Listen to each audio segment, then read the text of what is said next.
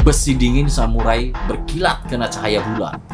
Mbah lihat si maling itu lari dan melompat keluar lewat jendela ruang tengah. Padahal jendela itu posisinya pas banget menghadap ke arah tanggul dan kebun bambu hitam itu. Bah, iya naon bah, geuning juga Semar.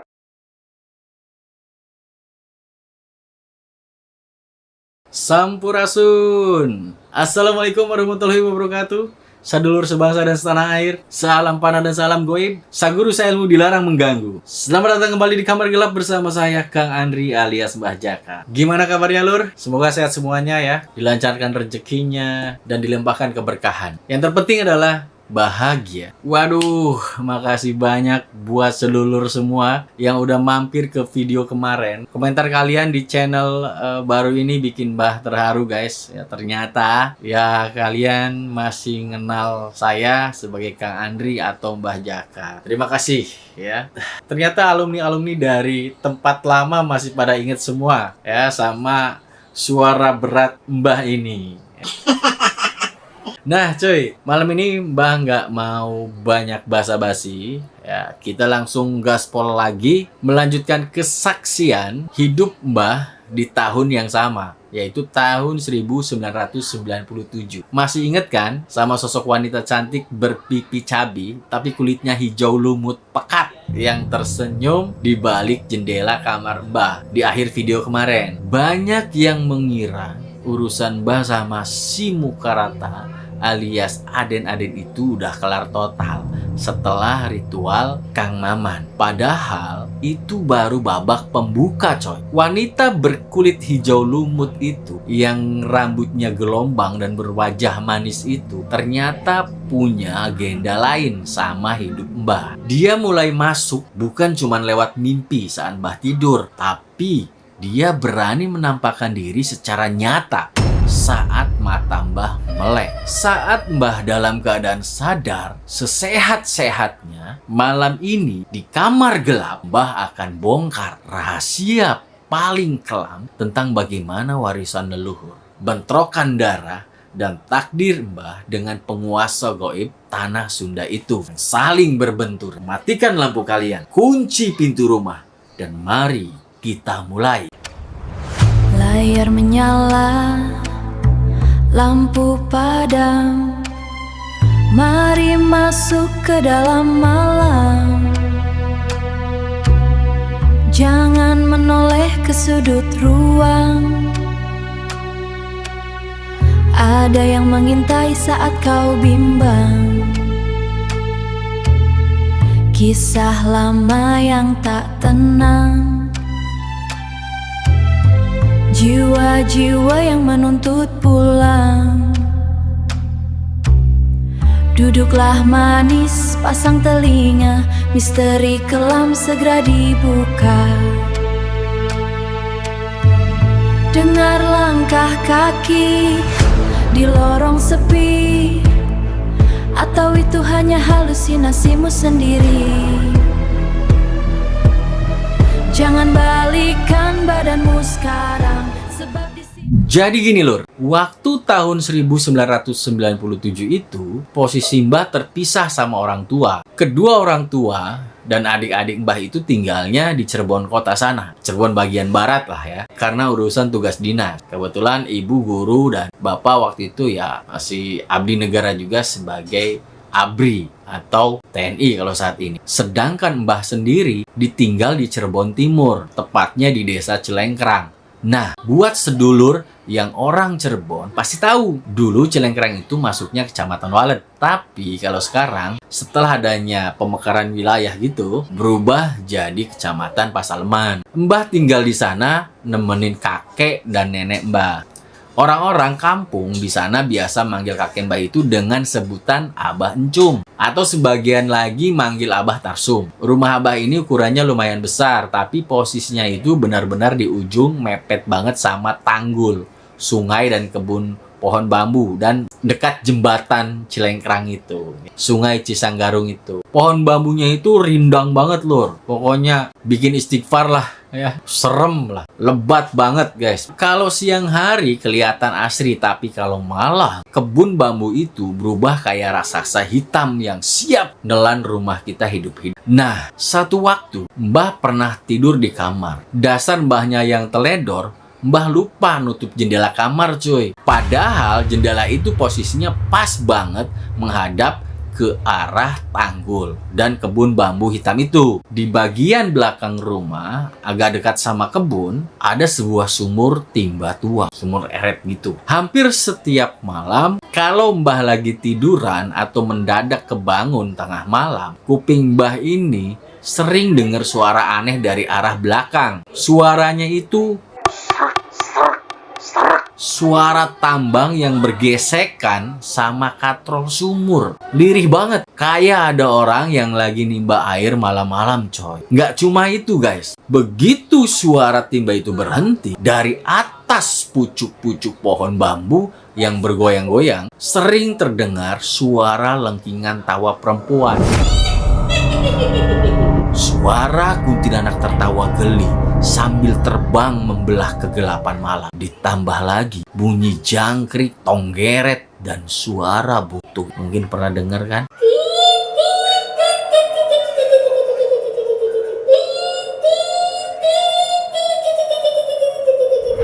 Seperti itu suaranya. Orang kampung nyebutnya burung setan, yang kalau udah bunyi menyayat malam. Itu tandanya hawa kematian lagi lewat di dekat kita. Suasananya mencekam banget. Tapi ya dasar namanya Andri cuy. Dari dulu Mbah itu kategori anak yang nggak bisa diam. Tangan Mbah ini gatelan, suka ngorek atau nyari barang-barang di laci, lemari tua punya Abah lah gitu ya, yang sekiranya bisa dipakai buat mainan gitu kan. Ya, namanya juga masa anak-anak ya, menuju dewasa lah. Kekanak-kanakannya masih kental banget. Jadi ya anak zaman dulu lah, maklum kayak gitu. Belum ada HP kan, gak kayak zaman anak sekarang gitu kan. Mainannya ya kita sih apa aja yang ketemu bisa jadi buat mainan lah. Sampai pada suatu siang nih, Mbah ngobrak-ngabrik satu laci kayu yang paling bawah. Pas Mbah rogoh, agak dalam gitu lacinya ya, tangan Mbah ngerasain ada kain bludru hitam. Begitu Mbah tarik, di dalamnya ada beberapa benda pusaka kuno. Ada keris, ukurannya sih kecil ya, kayak semar-semar gitulah. Dan ada sebuah Al-Quran kecil yang biasa disebut itu Stambul. Mbah perhatiin, keris kecil itu bentuknya lekukannya aneh, mirip-mirip sosok pewayangan yang tadi Mbah sebutin ya, kayak semar gitu. Karena penasaran, Mbah bawa benda itu ke depan rumah, nyamperin Abah Tarsum, abah saya ya, yang lagi ngopi. Bah, iya naon bah, geuning juga semar. Abah Tarsum yang tadinya lagi tenang gitu, langsung nengok, matanya melotot, mukanya langsung berubah serius. Beliau berkata, "Deun, ulah diomean, leutik keneh can wayahna." Waduh lur, yang namanya anak muda makin dilarang itu kan makin penasaran ya. Bukannya disimpan, Mbah malah nunjukin benda yang satu lagi. Ari ieu naon bah, geuning Al-Quran leutik pisan. Abah langsung nepuk jidatnya. Aduh, mukanya panik bercampur marah. Beliau ngerebut benda itu dari tangan saya. Aduh, ulah dicooan. Eta pamali ari teu menang wudu mah. Mbah cuma bisa cemberut waktu itu coy. Tapi Mbah nggak tahu kalau kelakuan iseng Mbah ini bakal ngebuka gerbang dimensi goib di malam harinya. Malamnya Mbah tidur, dan di tidur itu Mbah ngalamin mimpi yang aneh banget. Di dalam mimpi Mbah berada di sebuah tempat yang penuh kabut putih dan sejuk. Tiba-tiba berjalan dari balik kabut seorang kakek tua berjubah putih bersih. Janggutnya putih panjang, rambutnya juga putih, megang tongkat kayu, estetik lah bentuknya. Saya lupa bentuk tongkatnya seperti apa. Pokoknya penampilannya itu berwibawa banget, mirip lukisan-lukisan para wali songo gitu guys. Nah, kakek tua itu jalan mendekat ke arah Mbah. Beliau natap mata Mbah dengan teduh, lalu berkata pakai bahasa Jawa halus yang bunyinya itu, "Wis wayai tong." Mbah di dalam mimpi cuma bisa melongo. Wis wayai naon? Maksudnya apaan coy? Mbah nggak paham sama sekali. Belum sempat Mbah nanya, kakek tua itu mengalihkan pandangannya ke arah kejauhan ya. Jadi si kakek yang kayak Wali Songo itu yang di mimpi itu lagi ngelihat seseorang. Di sana Mbah lihat ada bayangan Abah Tarsum yang lagi sibuk menebang pohon bambu di tanggul. Si kakek berjubah putih itu cuma tersenyum misterius. Lalu tubuhnya perlahan memudar dan menghilang. Aduh, Mbah langsung terbangun di tengah malam buta, Lur. Kepala Mbah rasanya mau pecah. Ternyata kepala Mbah baru aja kejedot dengan sukses ke pinggiran kursi kayu yang panjang ya, yang ada di ruang tamu.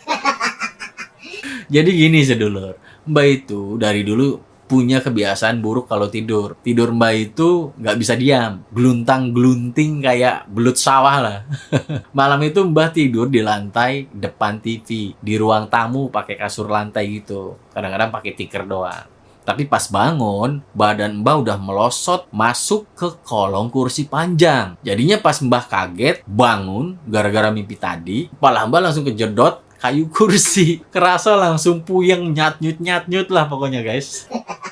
Sambil megangin kepala yang benjol, Mbah duduk sambil ngucek mata di depan TV itu yang udah mati. Karena biasanya saya sleep ya, saya atur waktu biar mati sendiri. Dalam keremangan malam, Mbah ngelihat ada sosok hitam tinggi besar lagi berdiri kaku di dekat meja TV. Hawa rumah mendadak dingin, Lur. Mbah pikir itu Abah Tarsum yang lagi nyari sesuatu. Mbah tanya dong, pelan-pelan sambil nahan puyeng gitu. "Mbah, nuju naon, Mbah?" Begitu Mbah tanya, Lur, si sosok hitam itu bukannya ngejawab. Dia malah tersentak kaget, balik badan, langsung lari kabur tunggang langgang. Anjir! Mbah langsung sadar seketika itu bukan Abah Tarsum guys. Itu maling. Nah, kebetulan waktu tahun 1997 itu di kampung Mbah lagi musim-musimnya maling. Rawan-rawannya rampok. Makanya Mbah kalau tidur di ruang tamu itu nggak pernah kosongan coy. Di samping kasur Mbah selalu standby sebilah samurai. Panjang, yang tajamnya nggak main-main lah pokoknya. Jiwa muda Mbah yang emosian langsung mendidih. Rasa sakit di kepala akibat terjedot tadi langsung hilang berubah jadi adrenalin gila. Tanpa babi bu, Mbah langsung nyamber samurai dari sarungnya. Besi dingin samurai berkilat kena cahaya bulan. Mbah lihat si maling itu lari dan melompat keluar lewat jendela ruang tengah. Mbah mikir pakai taktik coy. Kalau dia keluar lewat jendela samping, jalurnya pasti bakal muter lewat halaman depan rumah dong. Untuk nyari jalan keluar ke tanggul. Nggak pakai lama, Mbah langsung lari sekencang-kencangnya nggak buka pintu depan. Tujuannya ngecegat dia dan langsung melesat ke halaman. Dan bener aja sedulur, di halaman depan rumah yang gelap, di bawah rimbunnya pohon besar, Mbah sama si maling langsung berpapasan muka secara mendadak. Tapi ya kita nggak saling say hello, hai gitu nggak. Atau nanya kabar gitu, nggak cuy. Nggak ada ramah-ramah, nggak ada basa-basi. Si maling yang panik karena jalurnya dicegat langsung ngangkat tangannya dan menghujamkan sebilah golok besar loh ke arah kepala Mbah secara brutal. Mbah nggak tinggal diam. Spontan refleks teknik drummer Mbah keluar. Mbah tebaskan samurai Mbah dari bawah ke atas buat menangkis cuy. Bilah golok dan samurai beradu di udara dengan suara yang luar biasa nyaring membelah sunyinya malam. Benturan besi itu begitu keras sampai ngeluarin percikan api kecil yang sempat menerangi muka si maling yang ketakutan. Tenaga Mbah waktu itu menang telak. Si maling langsung oleng, kehilangan keseimbangan dan jatuh tersungkur ke tanah. Mbah udah siap-siap mau nebas lagi, tapi si maling ini gerakannya lincah banget lur, kayak punya ajan halimunan gitu. Dia langsung bangkit, balik badan dan lari sekencang-kencangnya melompat ke arah tanggul, masuk ke dalam kebun bambu yang gelap. Mbah baru mau ngelangkah kaki buat ngejar ke dalam kebun bambu. Tiba-tiba dari arah samping rumah terdengar suara teriakan keras. "Jangan Ri, jangan dikejar, bahaya." Mbah nengok, ternyata itu tetangga dekat rumah Mbah. Beliau sudah siap siaga memegang goloknya dengan napas terengah-engah karena dengar suara gaduh benturan besi tadi. Lur sedulur kabeh, sebelum Mbah lanjutin ceritanya, mari sejenak kita tundukkan kepala kita, kirimkan hadiah surat Al-Fatihah untuk almarhum tetangga Mbah ini yang sekarang sudah tenang di alam sana. Beliau orang baik, sangat berjasa malam itu ya. Kita doakan bersama ya. Sumailah hadrati khususan almarhumah Giman bin Fulan Al-Fatihah. Nah, malam itu almarhum Mang Giman langsung nahan badan Mbah. Gak lama kemudian datang lagi satu tetangga. Namanya Mang Uha. Ya, beliau om saya ya. Beliau juga bawa senter dan senjata. Yuk sekalian guys, kita kirim doa juga buat almarhum Mang Uha yang sekarang juga sudah tiada, ya sudah tenang di alam sana. Sumailah hadrati khususon almarhum Nasuha bin Fulan Al-Fatihah. Amin. Semoga amal ibadah beliau berdua diterima di sisi Allah Subhanahu wa taala. Amin. Mang Giman malam itu langsung ngejelasin ke Mbah dengan muka serius. Dri, kalau maling sudah masuk ke dalam kebun bambu malam-malam begini, jangan sekali-kali dikejar, bahaya banget. Mbah yang masih emosi nanya dong, kenapa rupanya Mang? Kan dia udah jatuh tadi. Mang Giman ngegeleng. Beliau cerita kalau dulu ada kejadian nyata. Temennya Mang Giman pernah nekat ngejar maling ke dalam kebun bambu yang gelap. Ternyata si maling itu gak bener-bener lari coy. Jadi hati-hati. Dia sengaja bersembunyi di balik batang pohon bambu yang rimbun, nungguin orang yang ngejar lewat. Dan begitu lengah, senjata tajam langsung dihujamkan dari belakang. Itu pengalaman. Nah, mendengar penjelasan itu, Mbah langsung merinding. Kebayang kalau Mbah nekat masuk sendirian ke kebun bambu yang nggak ada cahaya gitu. Itu kan bisa-bisa Mbah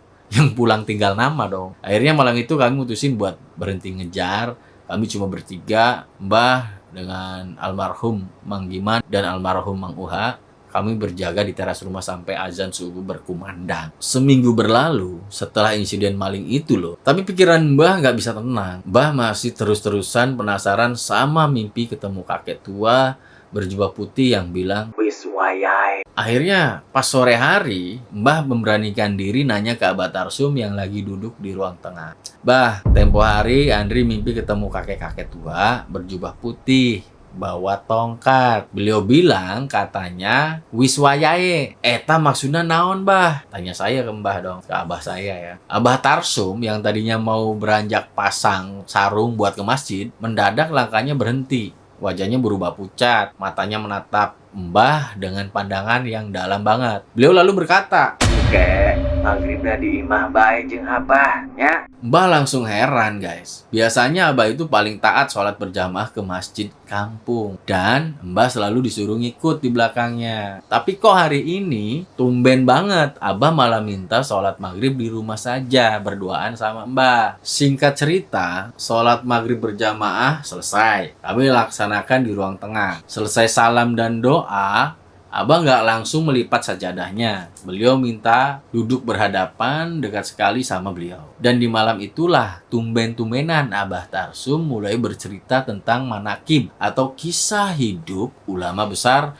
Syekh Abdul Qadir Al-Jailani. Tapi lur, kisah Syekh Abdul Qadir Al-Jailani yang diceritakan Abah malam itu benar-benar berbeda dari apa yang pernah Mbah dengar di pengajian-pengajian umum atau buku-buku agama. Ini seperti sebuah silsilah rahasia, sebuah kisah sakral yang disembunyikan dari dunia luar. Sebelum Abah mulai cerita, beliau megang pundak Mbah kencang banget sampai Mbah agak kesakitan. Lalu beliau berbisik, Dari abah cerita, ieu cerita sakral. Sabenerna abah sieun caritana. Soalna mun teu meunang wudu atau salah niat bisa paeh. Mbah langsung menelan ludah. Suasana kamar mendadak berubah mencekam. Bulu kuduk Mbah berdiri semua. Abah pun menceritakan kisah rahasia itu dengan detail dari awal sampai akhir. Dan begitu cerita itu selesai, Abah merogoh kantong bajunya, mengeluarkan secari kertas lusuh kuno yang ada tulisan Arab gundulnya. Beliau menyerahkannya ke tangan Mbah. Ye,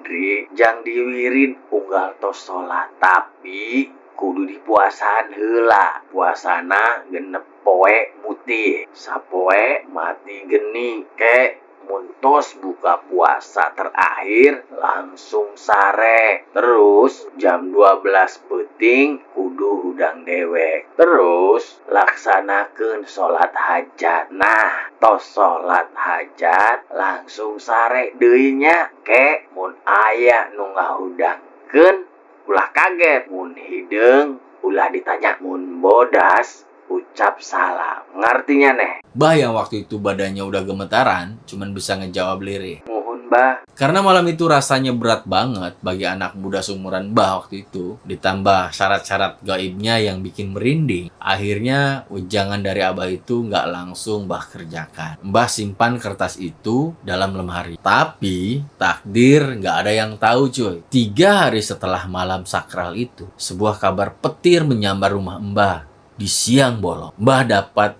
laporan dari warga kalau Abah Tarsum mendadak pingsan di area kebun dekat tanggul. Warga berbondong-bondong menggotong tubuh kekar Abah yang sudah lemas ke dalam rumah, lalu membaringkannya di atas ranjang besi tua di dalam kamarnya. Abah cuma bisa berdiri mematung di ambang pintu kamar, menatap sedih dan syok melihat kondisi Abah yang biasanya gagah perkasa sekarang terkulai nggak berdaya. Kebetulan waktu itu ibunya Mbah lagi pulang kampung dari Cirebon Barat. Jadi ada yang langsung sibuk ngurusin minyak angin dan handuk hangat buat Abah. Gak lama kemudian, alhamdulillah, kelopak mata Abah mulai bergerak. Beliau tersadar dari pingsannya. Tapi di saat Abah membuka mata dan menatap langit-langit kamar, entah kenapa muncul intuisi atau firasat yang sangat kuat di dalam benak Mbah nih. Firasat yang bilang kalau Abah mau pergi untuk selamanya. Dan bener aja guys, baru beberapa menit Abah sadar, tiba-tiba terdengar suara nafas berat yang berbunyi ngorok dari tenggorokan beliau. Ajaibnya, di depan mata Mbah sendiri, kedua kaki Abah itu melurus dengan sendirinya dan kedua belah tangannya langsung melipat, bergerak, mengambil posisi sidakep, bersedekap sendiri secara rapi di atas dadanya sendiri tanpa dibantu siapapun. Lalu dari sela bibir Abah yang bergetar keluar hembusan nafas terakhir diiringi suara lirih yang sangat jelas. La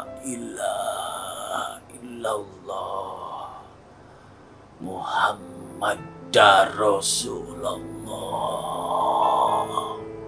Abah Tarsum wafat saat itu juga. Di dalam benak Mbah waktu itu berkecamuk rasa bersalah yang luar biasa besar. Mbah mikir, apakah Abah wafat karena beliau melanggar pantangan dengan menceritakan kisah rahasia Syekh Abdul Qadir Al-Jailani yang sakral itu ke Mbah? Atau memang karena murni penyakit medis? Tapi sejauh yang Mbah tahu, Abah itu sehat-sehat saja. Makanya siang itu beliau masih kuat pergi ke ladang di samping tanggul itu. Wallahu a'lam bishawab. Hanya Allah yang tahu rahasia di balik takdir tersebut. Mari sedulur, kamar gelap kabeh, kita kirimkan Al-Fatihah khusus untuk kakek Mbah tercinta yang sudah. Singkat cerita, setelah pemakaman Abah selesai, kepikiran terus bayang-bayang wejangan dan secari kertas tulisan Arab gundul dari almarhum Abah Tarsum terus menghantui tidur dan bangunnya Mbah. Akhirnya, Mbah karena rasa ingin tahu yang tinggi, rasa hormat Mbah kepada Abah, Mbah memberanikan diri untuk menjalankan ritual amalan tersebut. Tapi parahnya, Mbah nekat ngejalaninnya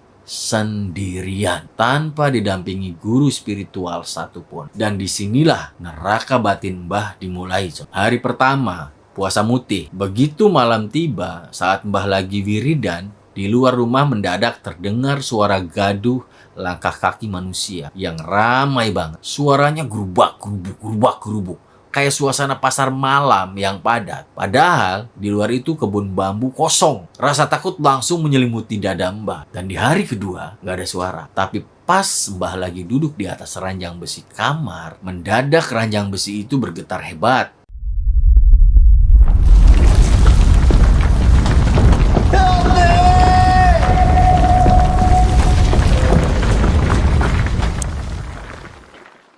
Kayak digoyang-goyang sama gempa bumi berkekuatan besar. Padahal lampu gantung di langit-langit diam tegak, gak ada gempa sama sekali.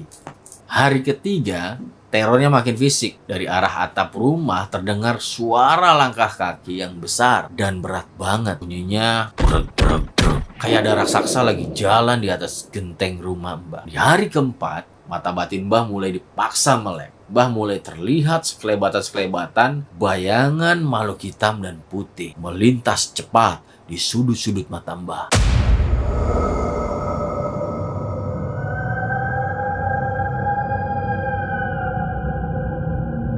Ditambah lagi, hidung Mbah mencium bau perpaduan yang aneh, bau kembang melati yang wangi banget, bercampur sama bau anyir, kembang orang mati, busuk bulu hati. Dan di hari kelima, malam itu, hawa kamar berubah jadi sedingin es. Tiba-tiba, sosok perempuan berkulit hijau lumut, pekat, yang selama ini meneror Mbah, muncul secara nyata di dalam kamar Mbah. Wajahnya utuh, pipinya cabi, rambutnya bergelombang hitam pekat. Wajahnya manis dan cantik banget. Dia berjalan mendekat ke arah kasur Mbah tanpa suara kaki. Dia menghampiri, menatap mata Mbah dengan pandangan, lalu perlahan dia menyodorkan tangan kanannya yang lentik ke arah Mbah. Mbah yang saat itu setengah sadar, seperti dihipnotis, refleks menyambut uluran tangannya. Tapi begitu telapak tangan Mbah bersentuhan sama kulit hijaunya, tangan Mbah rasanya seakan ditempelkan ke besi baja yang lagi dilelehkan di dalam kompor bara api. Panasnya luar biasa, bersalut perih. Mbah langsung tangan karena nggak kuat nahan panas. Perempuan berkulit hijau itu nggak marah. Dia cuma tersenyum manis, Bang. Lalu berbisik dengan suara yang lembut tapi menggema di dalam kepala Mbah. Miring yuk kaditu. Sambil tangan kirinya menunjuk ke arah bawah jembatan tua Celengkrang. Di detik benturan energi panas itulah seketika seluruh intuisi spiritual Mbah mendadak aktif, mancar terang. Pikiran Mbah langsung terbuka dan mendadak Mbah tahu siapa identitas asli dari penguasa gaib berwajah manis kulit hijau. Dia bukan hantu sembarangan. Dia adalah Nyai Rambut Kasih, sang ratu gaib legendaris tanah Sunda. Nyai Rambut Kasih tersenyum lagi. Matanya menatap Mbah dengan lekat sambil berkata, Kuring, nungguan maneh ti alit. Hayu, ngiring kaditu. Mbah yang udah ketakutan setengah mati karena tahu nyawa Mbah lagi dipertaruhkan jadi abdi goib, langsung mengumpulkan sisa-sisa tenaga batin Mbah. Mbah mengepalkan tangan lalu berteriak lantang dengan suara garang menembus keheningan kamar. Allahu Akbar. Seketika itu juga, begitu kalimat takbir itu, tubuh Nyai Rambut Kasih langsung terpental ke belakang. Tersenyum misterius, lalu lenyap menguap menjadi asap. Tapi puasa muti Mbah belum selesai loh. Masih ada hari ke-6 dan malam mati geni yang bakal membawa teror yang lebih gila dari ini. Kisah ini masih bersambung, coy. Gimana kelanjutan Mbah menghadapi takdir Nyai Rambut Kasih? Tulis teori kalian di kolom komentar ya. Jangan lupa klik subscribe biar channel Kamar Gelap kita ini makin berkembang. Saya Kang Andri pamit undur diri. Selamat malam, selamat beristirahat dan hati-hati sama jendela kamar yang lupa dikunci. Wassalamualaikum warahmatullahi wabarakatuh. Salam Rahayu.